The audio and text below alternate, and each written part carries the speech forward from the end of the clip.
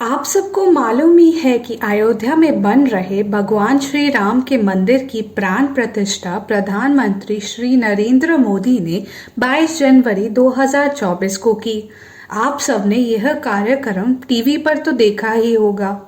निर्माणाधीन राम मंदिर 3 मंजिला है। इन 3 मंजिलों के नीचे बेसमेंट में गर्भगृह है जहां रामलला की मूर्ति को स्थापित किया गया है। राम मंदिर का यह गर्भगृह 20 फीट लंबा, 20 फीट चौड़ा और 161 फीट ऊंचा है। गर्भगृह में कोई भी खिड़की या रोशनदान नहीं लगाया गया है।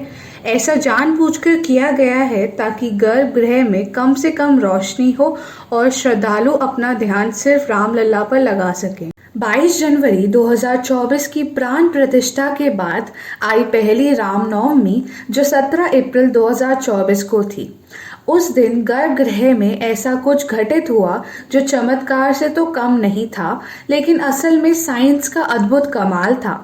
17 अप्रैल 2024 यानी रामनवमी के दिन ठीक 12 बजे गर्भगृह में स्थापित रामलला की मूर्ति के मस्तक पर सूर्य की किरणें पड़ी।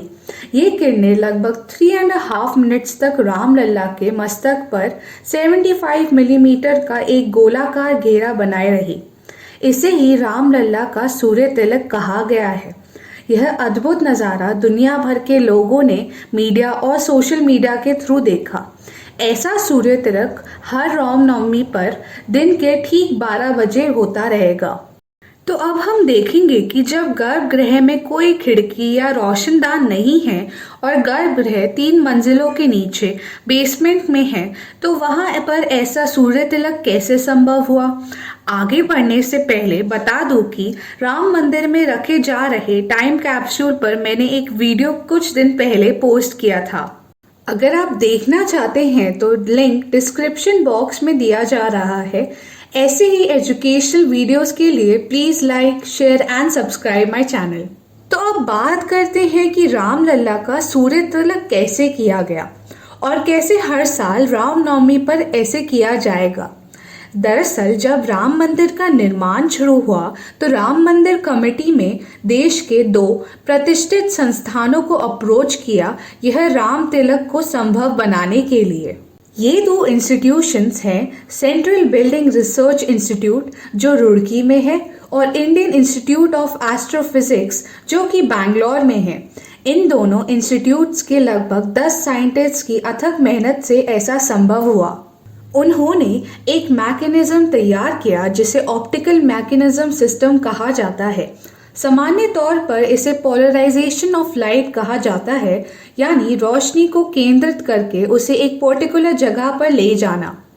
इस सिस्टम को तैयार करने के लिए लूनर कैलेंडर का इस्तेमाल किया गया क्योंकि लूनर कैलेंडर में रामनवमी की डेट फिक्स्ड होती है। इसमें इंग्लिश कैलेंडर का इस्तेमाल नहीं किया गया। हिंदी कैलेंडर के मुताबिक 19 वर्षों के चक्रों को ध्यान में रखकर यह सिस्टम बनाया गया है ताकि हर रामनवमी को ठीक 12 बजे रामलला के मस्तक पर सूर्य तिलक किया जा सके। फिलहाल यह सिस्टम टेम्परेरी तौर पर लगाया गया है, लेकिन राम मंदिर के निर्माण पूरा होने पर इसे परमानेंटली लगा दिया जाएगा।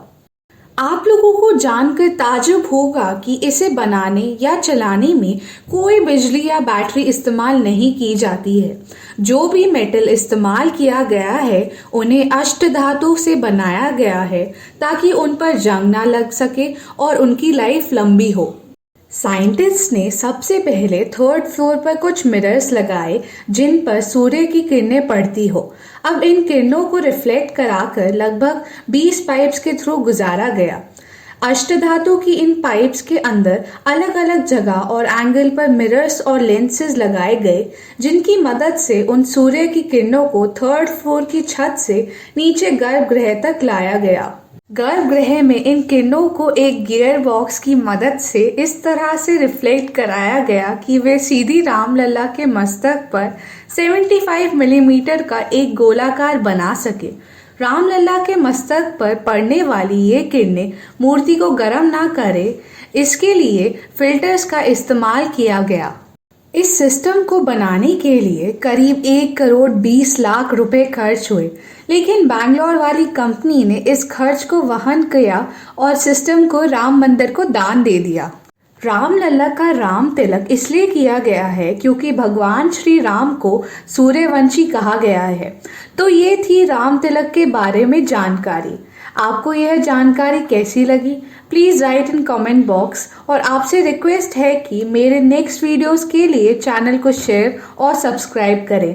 Thank you so much.